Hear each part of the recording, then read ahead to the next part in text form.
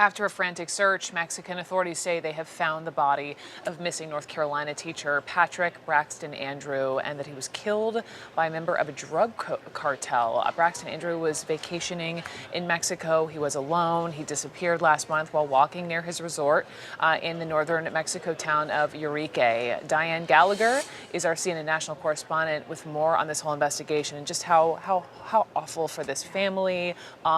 Tell us more about what he was doing down there and what authorities believe happened.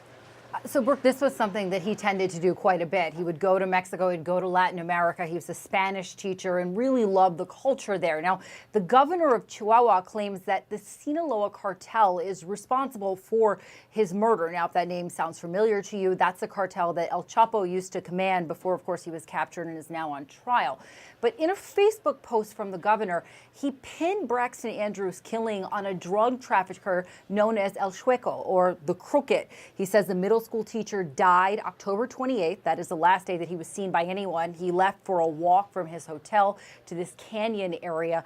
His body was found last week on a beach near that town of Urique, but beyond that, the death is kind of shrouded in mystery, Brooke. The governor's office says it appears the 34-year-old Spanish teacher's body had been buried and then exhumed and then just left out in the open. But he hasn't gone into detail as to how he was killed or even why he may have been targeted at this point. He called it a cowardly and brutal murder of a totally innocent person, but then he said it had nothing to do with an attempt to purchase drugs.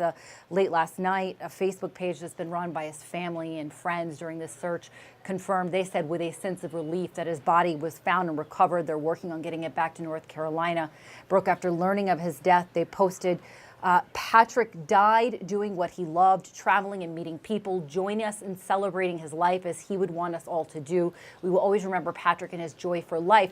Then later they added, although we are still grieving for Patrick, we have work to do and we're asking for your help. We continue to search for justice for Pat. A little bit later, Senator Tom Tillis, who actually lives near where Patrick taught Spanish at Woodlawn School, tweeted that he's working with the State Department and Mexican officials on the investigation. And Brooke, just like you said, you can imagine the past few weeks have been so difficult for his family and friends and really the whole community there north of Charlotte, not knowing what's going on, then getting this news and not having the answers. The school that he taught at canceled classes on Friday because of the news. And in Davidson, they lowered the flag to half staff to honor him in his memory, but really just so difficult for that community there. I know people who knew the family. Same. And they had been looking for him. Yep. They had wanted help, and now to find out that he is gone like this is just, it's awful. Yeah. Dianne, thank you for the update and just thinking of this family back in North Carolina. Appreciate it.